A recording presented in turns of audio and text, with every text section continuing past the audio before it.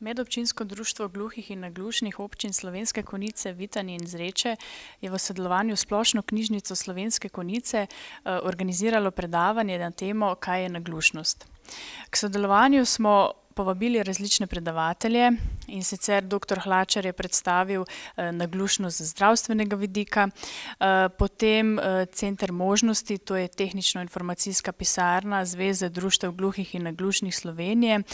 Oni so v bistvu predstavili različne tehnične pripomočke, ki lajšajo komunikacijsko oviranost tako naglušnim osebam, kakor tudi gluhim osebam.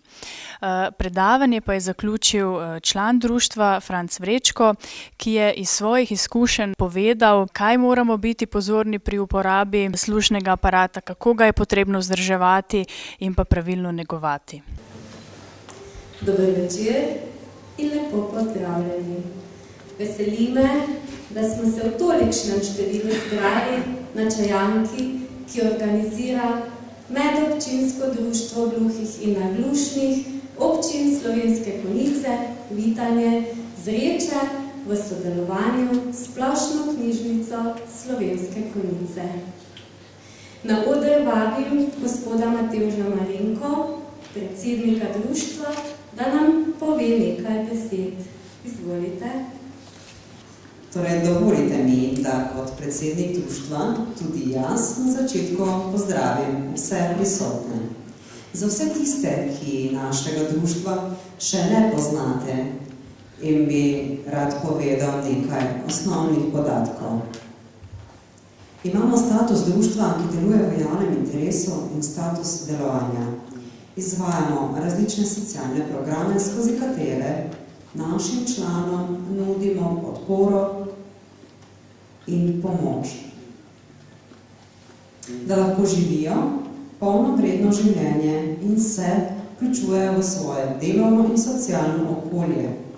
Naše poslanstvo je, da osebam z okvaro sluha nudimo pomoč pri premagovanju komunikacijskih ovir, jih združujemo in preprečujemo njihovo izključenost.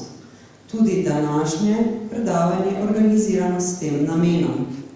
Namenjeno je predvsem naglušnim osebam in pa tudi tistim, ki ugotavljajo, da imajo težave s sluhom, vendar so se ga udeležili tudi gluhi, se tudi nas zanima, s kakšnimi težavami se srečujejo naglušne osebe. Veseli me, da so se vsi predavatelji odzvali našemu vabilu in s zanimanjem pričakujem njihove predstavitve.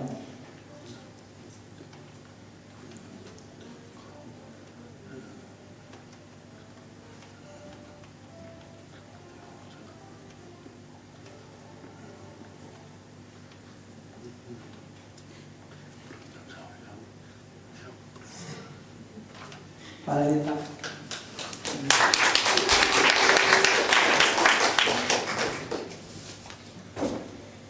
Z veseljem pozdravljam tudi današnje goste.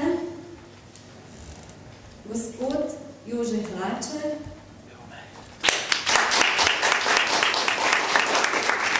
doktor medicine, nam bo predstavil naglušnost zdravstvenega vidika. Gospod Jahje Fendić Adem,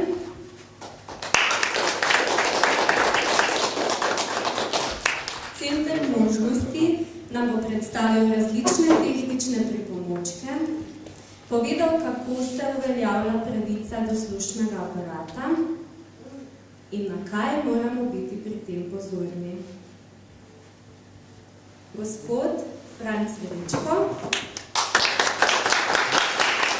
član društva, ki bo predstavil svoje izkušnje. Dovolite mi, da vam sporočim tudi veselo novico, da opremljamo dvorano v Kulturnem domu Slovenske Konjice s slušno zanko za potrebe uporabnikov slušnih aparatov.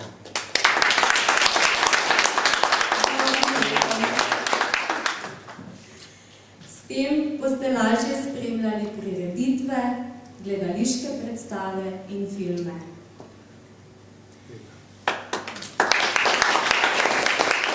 Ja, sem dr. Hlačar Jože, konjiški zdravnik, kakor me poznate.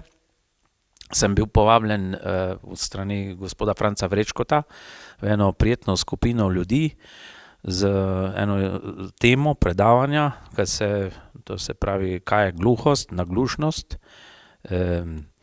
Vesel sem, da je bil odziv dokaj številčen. Ni bil odziv samo ljudi, ki so slušno prizadeti, ampak tudi drugih občanov Slovenskih Konjic, kar vidim, da je ta tema zanimiva. In sam sem jo sprejel kot izziv, kajti s to temo, ki je dokaj zahtevna, in jo splošni zdravniki rutinsko uporabljamo pri svojem delu, se je bilo treba nekoliko poglobiti in sem vesel, da je bilo dosti spraševanja in imam en dober občutek in mislim, da bo ljudje tudi zadovoljni z mojim predavanjem. Hvala. Sem Franc Vrečko, predstavnik naglušnih v Medobčinskem društvu gluhih in naglušnih občin Slovenske Konjice, Vitanje in Zreče.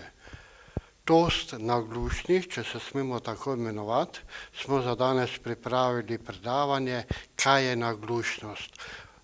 Tokrat nekoliko drugače. Prejšnja leta smo predstavljali samo slušne aparate in naprave, ki naglušnim pomagajo pri njihovih naglušnih težavah.